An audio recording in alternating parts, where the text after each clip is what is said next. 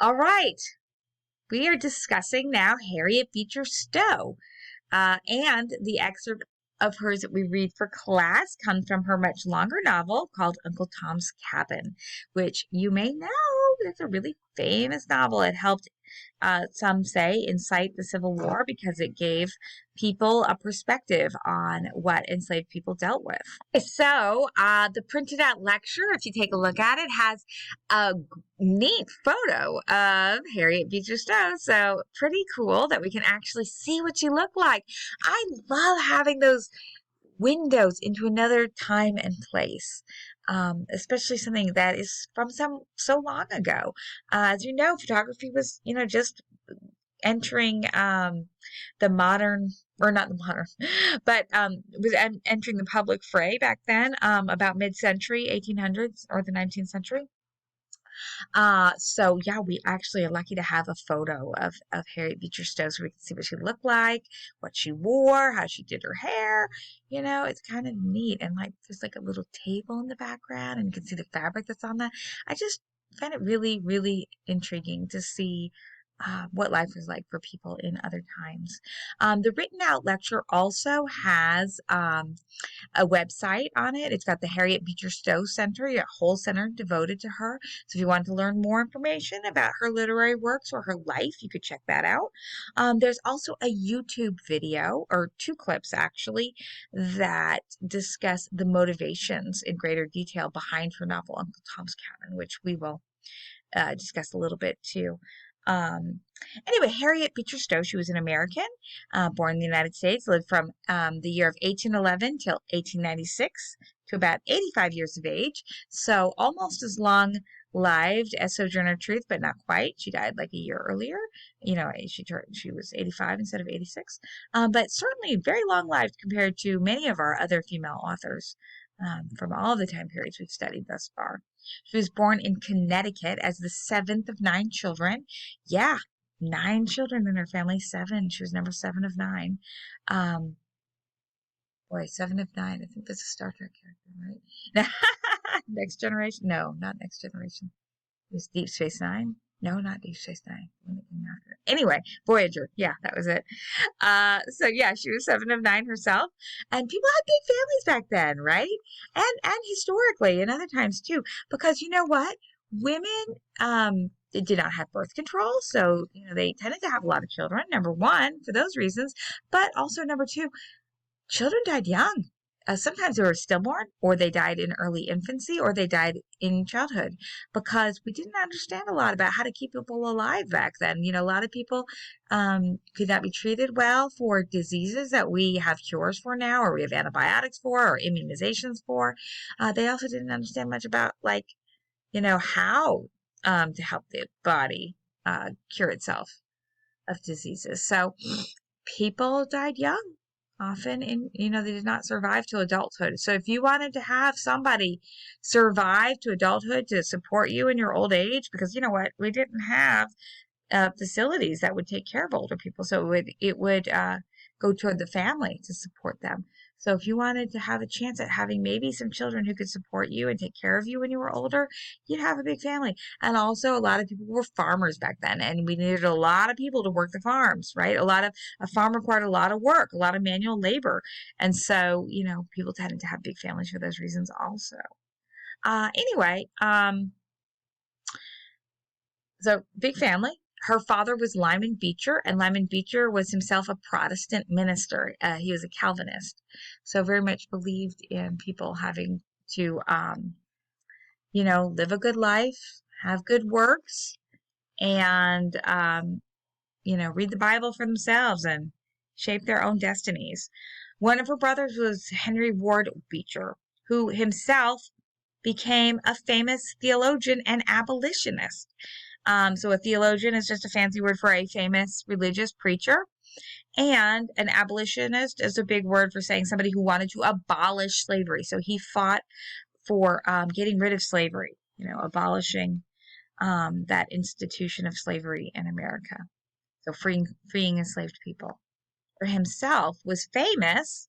And one of the things he did was he urged people to move to the west, to the unsettled territories of the United States, where there weren't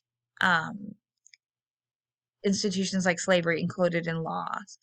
And people moved to like places like Kansas, and actually that was like a big territory where they were fighting to have slavery as an institution, and other people were fighting there to have it not as an institution.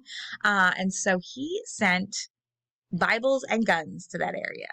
In fact, his guns, they often called Beecher's Bibles. So he did send Bibles to educate people religiously, but he also sent rifles so that people could fight to protect the people that lived there, so that African Americans living there did not have to become slaves, or enslaved people, I should say.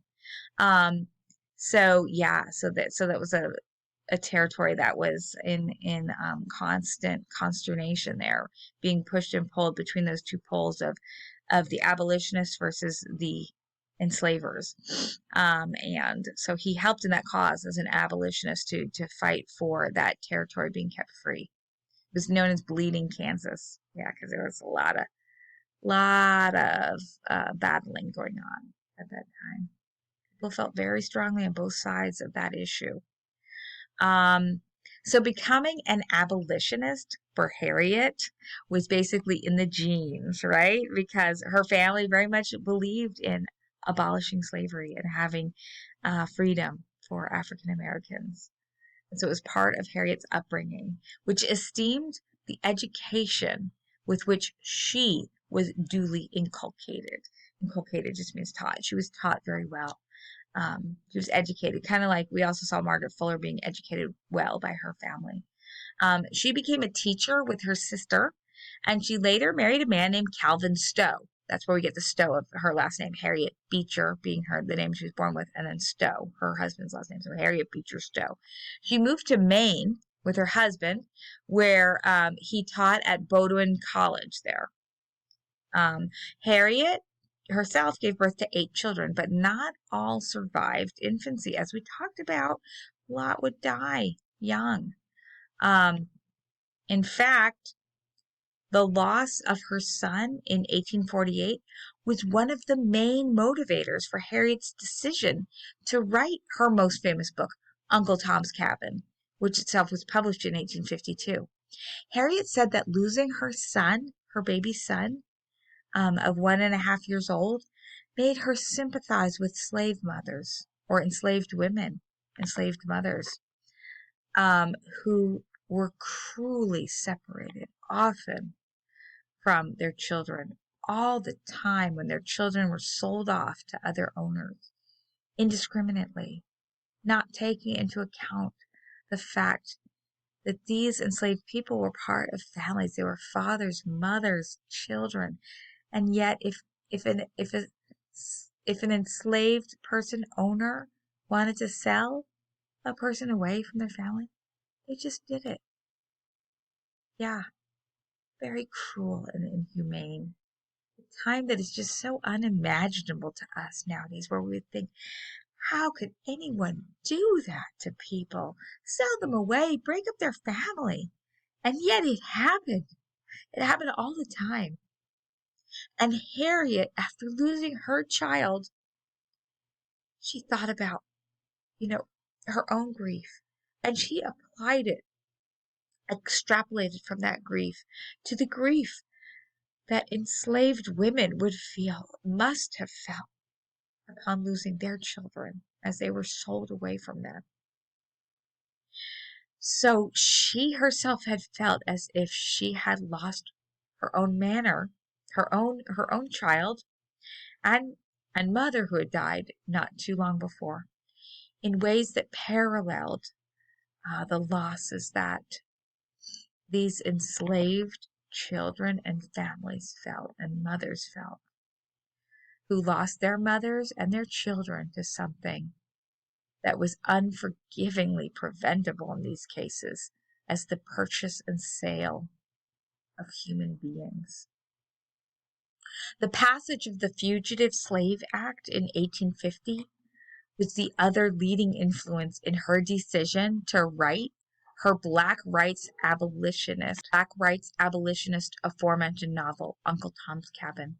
In fact, after the passage of that act, after the Fugitive Slave Act in 1850 was published, her sister-in-law wrote to her and said this, quote, "Harriet, if I could use a pen as you can, I would write something that would make this whole nation feel what an accursed thing slavery is," unquote. And so Harriet did.